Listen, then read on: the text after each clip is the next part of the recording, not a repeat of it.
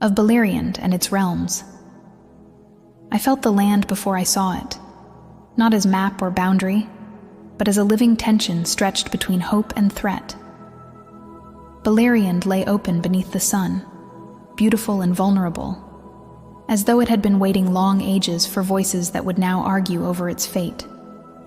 Rivers cut their silver paths to the sea, forests breathed with older memories, and the northern winds carried a warning none could fully ignore.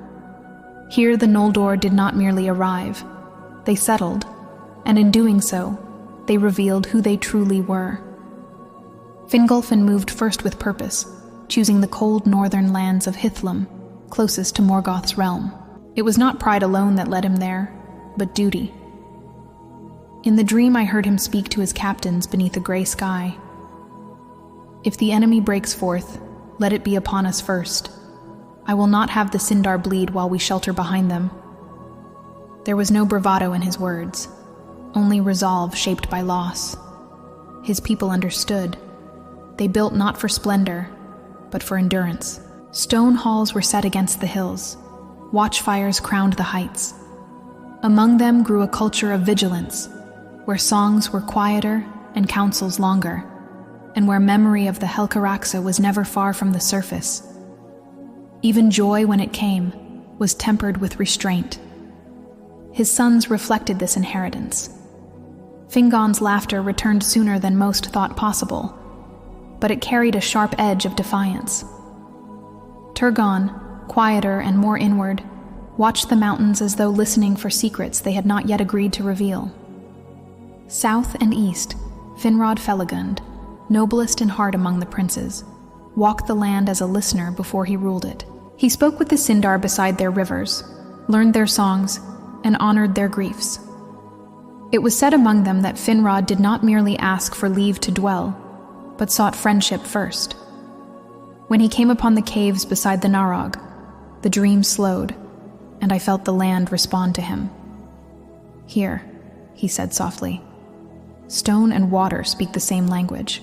Thus Nargothrond was conceived, not as a fortress of dominance, but as a hidden strength, shaped by patience. Among Finrod's people grew a culture of craft and counsel, of measured speech and loyalty freely given. Yet even here, Melion's warning lingered unspoken. Secrecy could become isolation, and wisdom could harden into delay. Further east, Medros, eldest of Feanor's sons, claimed the lands upon the slopes of Himring. The dream treated him differently, less fire, more iron. He bore the weight of his father's legacy with visible strain, and his leadership was marked by discipline rather than passion. I heard him speak once, alone, thinking no one listened. "If the oath is a chain, then I will be the one who feels its weight first." Under him, his brothers spread across the march of Medros, forming a defensive arc against the north.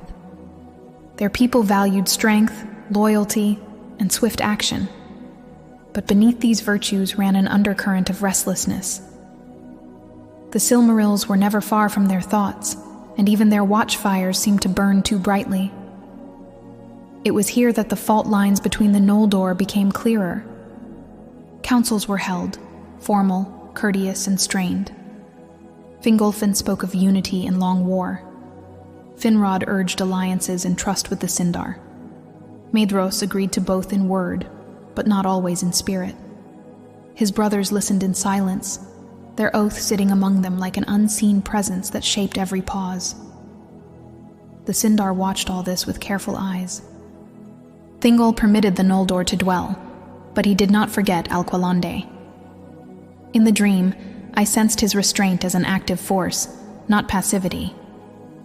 Melion's counsel guided him continually, and often she said little, letting understanding grow where commands would fail.